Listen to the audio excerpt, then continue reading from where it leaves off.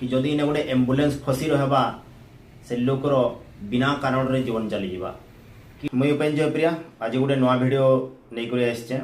आ video बहुत interesting अच्छे last जा वीडियो के देखूँ आपण मानकर मतामत देवे इने मुई आज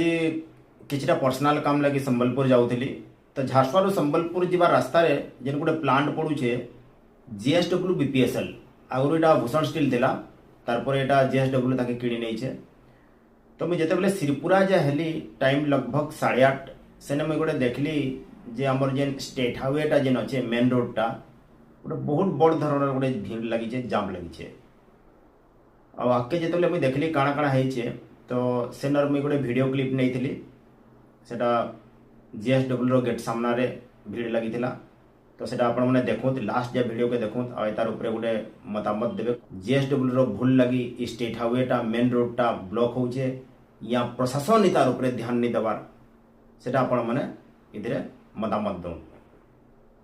तो वीडियो के लास्ट जा देखूँ इमे वीडियो क्लिपटा आपण को इने शेयर करूछे जेन वीडियो आपण मैंने देखि पारुथिबे इटा आजिरो जाम नुहे मैं लगभग मैं बहुत दिन रुद्रा देखि आसुचे जेन जाम होचे आपण मैंने भी जानिथिबे एटा सकाल बेले भी 8 ରୁ 9 बजे भितर ई हिसाब रे जाम हेसी कि जदि इने गोटे एम्बुलेंस फसी रहबा से लोकर बिना कारण रे जीवन चली जावा कि जदि किसी अर्जेंट काम लगी कहीं जाऊथबा तो से जाई नहीं पारे इवन कैंसी लोग जदि छुआ को जदि स्कूल भी छाड़ुथबे तो टाइम रे पहुंची नहीं पार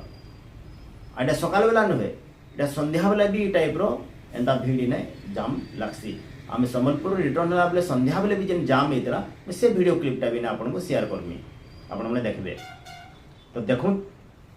एटा केन टाइप रो भीड़ चली अनवांटेड एटा दोष कहार ना जीएसडब्ल्यू मैनेजमेंट रो दोष है एटा ना प्रशासन इति ध्यान नहीं देवार एटा विचार आपण मानकर तो जितकी बेले मुई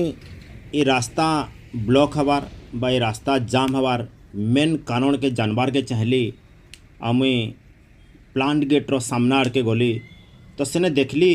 जे प्लांट रो जेन ड्यूटी आसुथुबार जेन बस माने हो या हेवी व्हीकल माने जेन प्लांट के इन कला समय रे रास्ताटा ब्लॉक होचे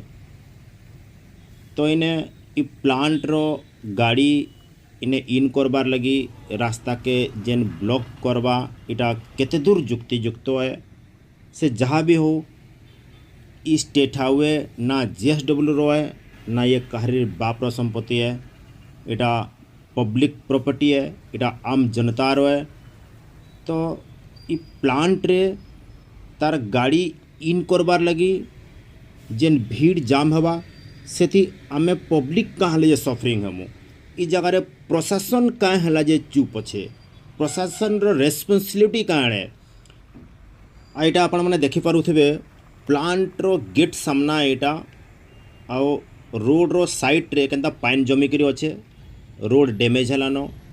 आ गेट सामना रे भी प्लांट रो किछि रेस्पॉन्सिबिलिटी न जे इ नियरेस्ट एरिया के डेवलप करबार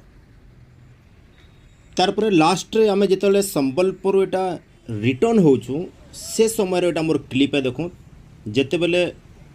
समय कि एटा 6 ରୁ 7:30 भितर एटा टाइम होचे तो गला बेले भी जेन भीड़ जेन जाम जेन रास्ता ब्लॉक रिटर्न आसला बेले भी इवनिंग समय भी बेलबुड़ा समय भी से सेम सिचुएशन तो ये जेन लाइट व्हीकल मैंने देखुछन जदि थी केनसी गुटे सीरियस पेशेंट नहीं करी जाउथिबे तो से लोग बिना कारण रे तार जीवन चली जावा इथिरे कौनसी भी संदेह नहीं न तो ये जेन दीर्घ दिन धरिक जेन ये सब चली तार उपरे ना प्रशासन किसी पदक्षेप नौचे ना प्लान मैनेजमेंट भी इटा जानी पारुछे कि नहीं कहि नहीं पारे तो इतार उपरे किसी गोटे निश्चित पदक्षेप जदि नहीं नेबे तो आगे बहुत अवस्था खराब होगा तो एबे भी समय अच्छे प्रशासन के मोर निवेदन रिक्वेस्ट है एबे भी समय अच्छे इतार उपरे किसी गोटे उचित पदक्षेप निया जाऊ ताकि आगामी दिन रे कौनसी लोकंकर या सर्वसाधारणकर कौनसी प्रकार बड़ धरणर असुविधा नहीं हो आज्ञा वीडियो जदि भल लगला तो निजर चैनल भावी करी चैनल के सब्सक्राइब जरूर करबे। आई चैनल माध्यम रे आम जनतार पब्लिक रो आवाज़ के केनसी भी प्रॉब्लम के प्रशासन पाख के पहुँचाबार के इटा मोर गोटे छोटिया प्रयास है। आई प्रयास जारी रहू। आपण मानकर सपोर्ट दरकार। नमस्कार। जय मां समलेई।